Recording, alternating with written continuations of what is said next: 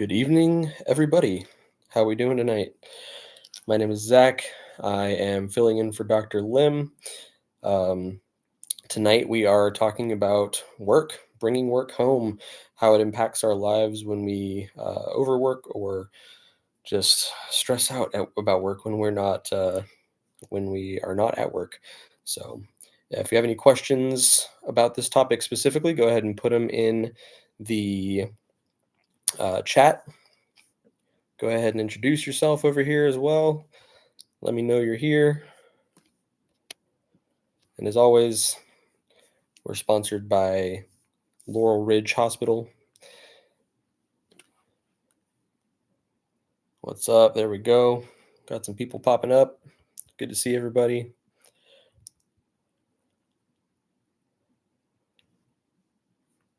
All right. So let's go ahead and get those questions in. If you got any questions about bringing work home, how it impacts your life, your family, all that stuff, how you can stop overworking potentially, which can be pretty hard. So I'll start off with a personal story. Um, Garland, what's up, dude? I see Bridget and Leah, Kristen. Good deal. So glad everyone's here. So yeah, I'll start out with a personal story. I've had definitely had some instances in my life where work has impacted my personal life. And first time I had that happen, I was actually working as a youth minister in my 20s. I was about from pretty much 18 to 26. I was doing youth ministry and in the church, and that setting was very easy for me to get consumed by. So I would work more hours than I was being paid for. I would bring work home and just constantly be thinking about what I needed to be doing or answering phone calls from kids that needed help and things like that. And it would constantly take away from my personal life, to the point where it started impacting my relationships and things like that. Um, and yeah, it took some time to recover from. Um, Definitely see a lot of faces coming in. Please go ahead and post questions. I would love to answer some questions tonight about overworking and letting work take over your personal life, things along those lines. So, at any rate, I went through several years of working in youth ministry, thinking I was, because I was doing good work, I was contributing to something positive. That it was okay for me to constantly be thinking about it, worrying about it, things like that. And um, that was the first time I learned it's probably not the greatest thing to let it take over in that way, to the point where it impacts your personal relationships at home. Um, the second time this happened to me, I got a job for working for Amazon. I was actually newly single, not because of the working issues, but I was newly single and in Seattle, and my job kind of took precedence over everything else because I didn't know anybody there. And so that actually led me to I was working later shifts, and so I would stay out late. And the only way to get something to eat was to go out to a bar or something like that. And I would end up, staying out drinking with work buddies and things like that. And that ended up impacting my job because I wasn't necessarily happy in the job. So I would do things to kind of escape from it, even though I was overworking myself because I, you know, didn't want to face all the other emotions I was dealing with. So I progressed there at Amazon for a while and went into a job that had a lot more pressure and a lot more expectations than I already did. And I would come visit home, and I would just constantly be on my phone, just worried about making sure I got everything done, making sure I got everything like just the right way. So I didn't end up dropping the ball on a really important project that I was working on. So I would separate myself from my family, and even when I was around them, I wasn't being present with them. And I lost a lot of time with family because I was so focused on doing my job right that I wasn't even really happy in. So, um, it's definitely something that can happen. It's something you don't even realize sometimes that it just kind of creeps up on you, and all of a sudden you're just um, enveloped in work. So Leah says in counseling, we hear things that can be hard to not empathize with. How do I not take home people's own personal experiences? So that's a really great question. It can be so difficult to hear these hard stories from people and these just really difficult things that people experience that they're going through, and to not want to take it personally, to want not want to figure out how to help them outside of the counseling experience, um, is I think it's nature for people who want to go into helping professions, right? To want to be able to do more. Um, but, for myself, one of the things that I've really had to be intentional about is making sure that um, I don't take other people's stories personally. Like they're not my stories. I'm helping them, like counseling them, guiding them so they can figure out their own story. And I don't want to take on their story as mine. Because what would happen if I did that was I would be walking around with like 20 different people inside my head, just always worrying about everyone but myself. And so it's really important to set that boundary with yourself, that you're not going to take over someone else's story and try to make it yours.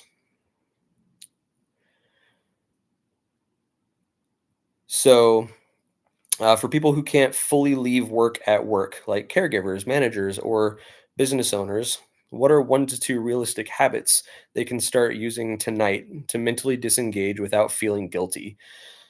Um, I mean, for immediate habits, I think that's something that it's kind of a choice you do have to make, because I will say, even in a manager role, something like that, there is a manner of setting boundaries with the people you work with ahead of time and setting expectations before your boundaries get crossed.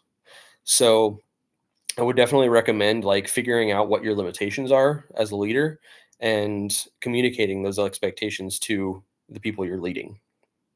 One thing I started doing about a year ago, maybe a little bit more, is I put my phone on silent from 9 p.m. to 9 a.m. So that way no one can get a hold of me except especially important people, family that I'm close to, things like that.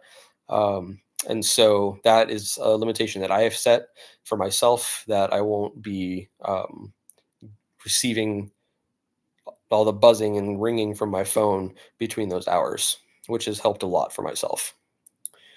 Another realistic habit that you can start with too is kind of recognizing priorities, right? If somebody tries to approach you about an issue that can it wait till tomorrow, it's like using that deductive reasoning to say, okay, is the building going to burn down tonight if I don't take care of this, you know so just being able to recognize priorities, what's emergencies, what's not emergencies, and being able to clearly communicate that with the people that you're interacting with. um, so I will say the guilt thing is a whole different issue, without feeling guilty. I think that really comes down to like what is your motive, what's your motive for needing to be present all the time? What is the reason that you just can't disconnect, right? And that's something I think you would need to look deeper within yourself, like, you know, am I really as important as I think I am in my job? And can I maybe distribute some of the tasks um, some of the tasks and responsibilities to other people? As a good leader, that's definitely an option as well. Um, EK says, "Is there ever a moment when it's beneficial to blend the boundaries of home and work?"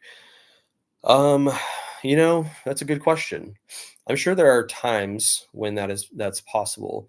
If you think that your work could benefit your family in some way or vice versa, I think there's definitely room for that. But I would say that it's important to get everyone on the same page first and make sure that, you're not like blindsiding anybody with like blending the two. Um, I've been to a number of, bring your family to work events kind of things, which are pretty cool, and that's a really good opportunity for people to see what you do and see why it's important, things like that. And so helping your family understand what you do and why you do it can help them maybe understand why sometimes you do have to bring work home. So me and my family have very, very open conversations about when I have an emergency situation going on at my job. I tell my wife, I say, hey, I might have to answer a phone call or two. I might have to take care of this or that, and I just let her know ahead of time so it's not a surprise if we're in the middle of something. And of course, I'm not saying I have all the answers or that I get it right all the time, but these are just some things that I've been practicing because I have been um, working a lot on work-life balance over the last several years, so I can maintain my own peace when I'm not at work. What are some of the best practices to separate personal from work? Again, it's just setting those boundaries and recognizing like where does work end. If you sign out of your laptop for the day, you close your laptop, that can be kind of your indicator of like, I'm done. I'm not working anymore. I'm not thinking about it. I don't need to think about it. If something happens, they'll get a hold of me if they need to. Right. So it's just setting those, very intentional about setting those boundaries, knowing what's family time, what's work time, and being able to communicate very directly and honestly and in between the two.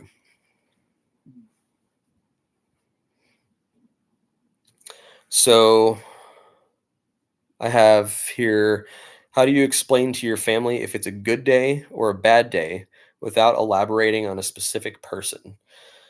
Um, well, I mean, your day and the people you interact with are two different things, I think.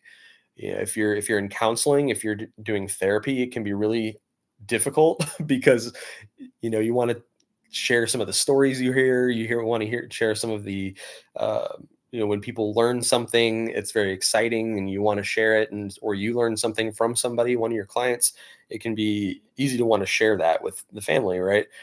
And so, it's just a matter of sticking within the ethical boundaries of maybe sharing certain details of your day without breaching those ethical boundaries.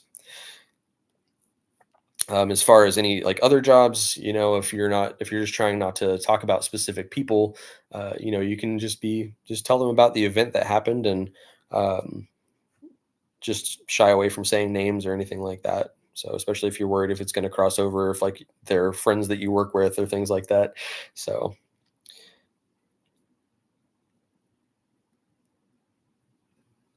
let's see, and explaining to your family if it's a good day or bad day as well. I mean, just learning to be open and honest about your emotions in general, I think, is such an important part of being part of a family. That open communication is something that I think brings families together and creates connection. So the more you're willing to create connection by sharing of yourself and how you're feeling, what you're experiencing, that sort of thing, all that's going to do is build more connection within your family. Um, Even children, even kids, like they respond really well to hearing what you're actually dealing with. I think a lot of times people try to hide from their kids what they're feeling. They try to hide the negative feelings from their kids so they don't have to experience them too young. But the reality of it is they pick up on it. They know when you're not happy. They know when you're miserable in work or a relationship or whatever it is. And if you pretend you're okay, they're still going to know. They're still going to pick up on it, and it's definitely going to come through in the way that you interact with your family. So I would definitely recommend just opening up and being honest about what you're feeling. So, what distinguishes healthy, manageable stress from burnout in demanding professions? That's a really great question.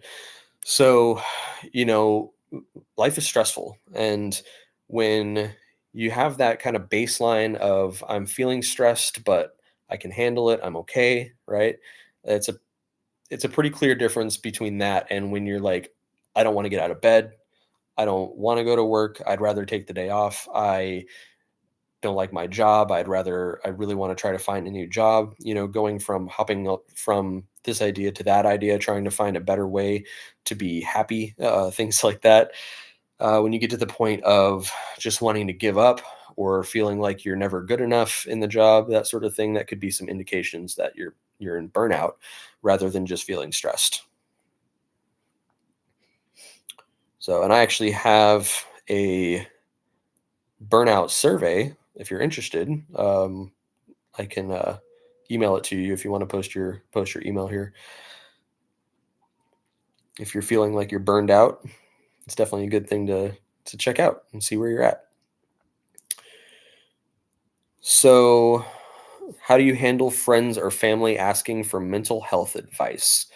Um, tell them to go find a tell them to go find a therapist. But really, no. I mean, I think there's definitely a level of like, if somebody's wanting a little bit of advice and they're just kind of they want your genuine opinion on what you would maybe tell a client. That's up to you if you want to have that conversation or not. But I think that can definitely open the floodgates in a sense where people will just continue to come to you if you're not really clear about like, this is just not what I do. So generally you want to avoid those kinds of conversations in like a professional manner with friends and family. That's just not just, if you know somebody who might be able to help them, I would say probably go that route instead, and recommend them to somebody who you know that might be able to help, or help them find a therapist on Psychology Today. There's a great therapist finder tool that you can use. Just, don't let your friends and family get free therapy from you and stress you out more than you're already stressed out. What are some of your challenges you faced in the beginning when you started your practice? Um, so I mean, I just got my license in June, and so I've got about 6 months under my belt. And like I said, I've been working on the work-life balance thing for quite some time now because I missed out on so much time with family, and my own peace, honestly. And so I personally came into the counseling world with a lot more perspective on that. And so, like I said, my wife and I have had a lot of conversations around what that looks like, and just trying to really be intentional about, family time versus work time, and just putting a very clear line between the two. So that has helped quite a bit. And just helps me to stay aware of like when they might start crossing each other. So it's really just about intention, is I think is what it comes down to, and knowing what your values are. And so if you haven't done any work on your own values and you don't know what's important to you outside of work, then it's always going to blend together because you don't have clarity in your own needs.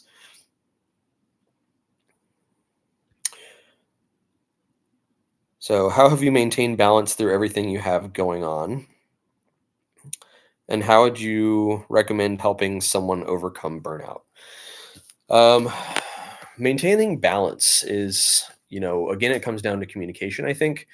Uh, I used to have a really bad habit of trying to do everything, just do everything on my own, not rely on other people to help me, uh, not show up fully as myself, um, because I would hide all of the things I was struggling with. One thing I did learn when I was at Amazon was I had a manager that I shared that I was going through some pretty tough personal stuff with, um, because I kind of hit a breaking point.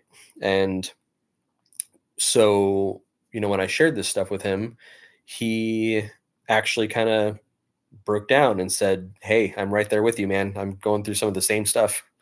And we were able to connect on that, and he understood.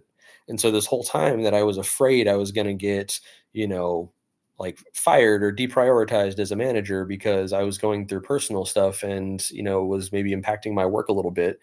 All I had to do was be honest and communicate. And people want to connect with you. People want to know what's going on in your life, even if it feels like you might need to be afraid of them. So you'd be surprised. I think you'd be surprised how many people will either relate to you or understand what you're going through, or both. Um, as far as recommending helping someone to overcome burnout, I think if you're able to take a break. step back for a little while, like figure out where you can let go of some things and hand them off to someone else for a little while. Potentially, even look at taking a sabbatical from your job, from career, from all that stuff to just reset. um it's one of those things, if you keep pushing yourself, it's going to keep, just like holding in your emotions, right? It's going to keep building up, and it's going to become something much more explosive at some point, and it's going to ruin more parts of your life than you probably would hope. So I definitely recommend really evaluating that and figuring out where you can step back and reevaluate, and again, figure out those values, find out what's important to you, and just give yourself that opportunity. um, I think our society is so focused on achieving that we're afraid that when we're not achieving, that we don't have value, when that is so far from the truth. And all you're doing is diminishing your value even more when you don't give yourself the space to be your best self. So how often do you take time away for yourself? And do you find it helpful to seclude yourself away from family periodically, given the nature of your profession? Absolutely. Um, yes. So I love this. Solitude is something that everyone, I think, needs. Finding balance, right? We talked about a little bit of balance earlier, and so finding balance with yourself, your family, your job, all of that is super important. I love my family. I love being around them.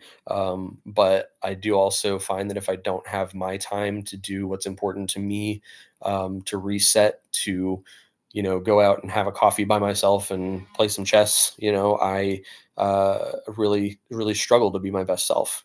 And that stress builds up. And so, I'm just, again, really honest when I need that time. And I'll say, hey, I need to step out for a little while, and I need a few hours to, see a friend, or to just be alone even. And so, making sure that I have a day that I can spend to myself, or even half a day that I can spend to myself. I call them dark days, when I like to just lay under blankets and watch movies and eat snacks. And so sometimes I'll just tell my wife I need a dark day, and she'll be like, okay, enjoy. I got to go to work anyway. So she'll go to work, and I'll just lay in the dark and watch movies. So definitely communicate and tell the people around you what you need.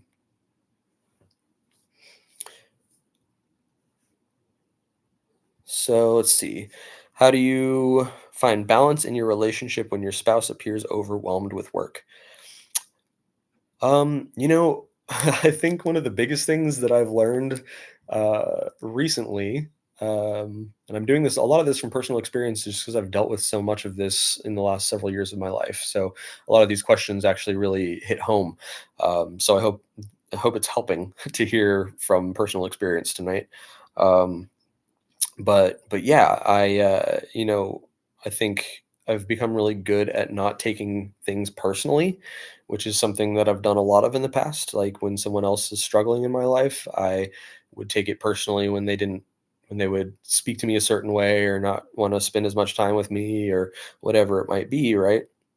And so I've learned that I can still be myself and live my own life, and still be available and supportive for my wife when she needs it, right? But also just be there to be able to let her express her frustration about work, and not try to fix it, and just and not take it on as my own personal task to fix her overwhelm. And she does the same for me. She just lets me talk sometimes, and talk about my stuff, but she doesn't try to make it better. She just says, "Man, that sucks." And I say, "Yeah, it does."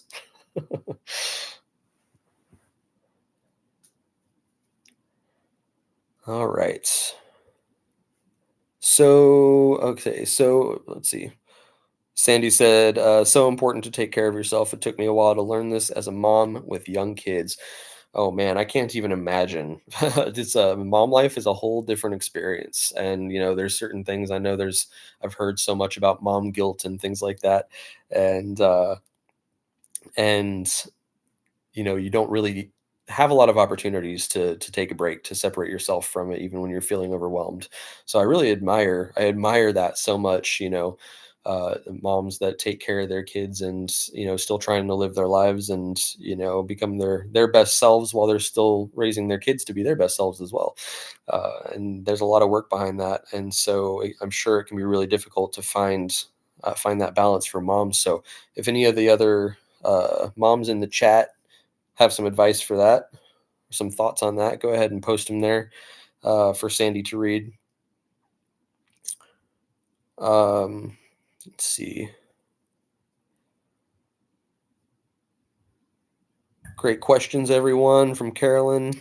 Very good preparation for the boundaries of work, family, and personal time. Let's see. All right. So if we have any other questions, I can probably answer one or two more before we go. Um, I really want to come back to this concept of understanding your own needs and emotions and being able to communicate them to others. I think that there's so much opportunity in that alone to help create balance and peace in your life. If you actually spend some time understanding your values, understanding your emotions, then you're going to be able to you're going to know how to communicate to others. You're going to know what they're feeling because you're more aware of yourself. And so there's, in work situations and in home situations, you can take that tool, that knowledge, and use it to understand like what's going on for other people. Um, and I think too that helps us move more from sympathy to empathy as well. So instead of feeling bad for people and wanting to fix their problems, it helps us to see them as separate individual people going through their own stuff, so we can understand what they're feeling without feeling like we have to take it on for ourselves. Garland says, "Do you believe many people who take work home don't realize it until the damage is done?" I'm sure that's possible. I'm sure that's possible. I mean, there is an element of addiction to overworking as well. So I'm sure some of you have known somebody who is a workaholic, and there's so many similar aspects to overworking as there are to being addicted to substances or gambling or things like that. It's this kind of feeds this personal need to achieve, this personal need to feel good, and a lot of that again comes down to values and comes down to understanding your emotions. You a lot of times we'll use these things to escape emotions or feel certain emotions that you feel like you can't get elsewhere. And without other outlets and that deeper understanding of yourself, it's pretty difficult to see what you might be doing to yourself and to your family through um, overusing anything, work, drugs, alcohol, gambling, whatever it might be. So um, why does society see the need to achieve as a priority? Oh man, that's a whole other a whole other conversation, Leah.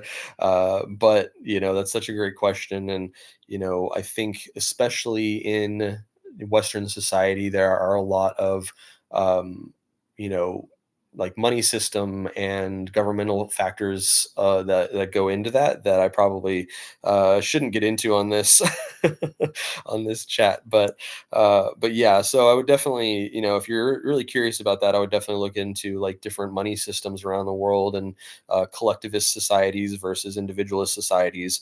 The U.S. is considered an individualist society, and so we're very much built on. And this goes into more philosophy, I think, than the like psychology, but being an individualist society, achievement shows value. And so if we individually can create value, then that means that um, we belong in society, essentially. Um, and so I would recommend The Glass Menagerie. It's a play by Tennessee Williams. It's all about the individualist mindset and all that. So definitely check that out. As a mom, my whole life, family used to tell me, if my kids are okay, you are okay. Nice. So got some mom advice. Love that. Um, all right. Awesome. Well, Man, I appreciate you guys all being here tonight. We are at time, so I love this conversation. I wish we could keep going. And anybody, if anybody knows me and you want to further this conversation, I'd be glad to do that. If you have any questions, Leah, if you have any more questions about all of that you were just asking, let me know. But otherwise, I really appreciate everybody being here. Um, Again, we are sponsored by Laurel Ridge Treatment Center, and they see people of all shapes and sizes and ages and all of that. They offer insurance. They take insurance and they offer services for first responders and police and pretty much everybody. Anybody who needs services for treatment. So check out Laurel Ridge Treatment Center if you know anybody or if you yourself need help dealing with life circumstances. Otherwise, everybody have a wonderful night, and I'll see you all in the future.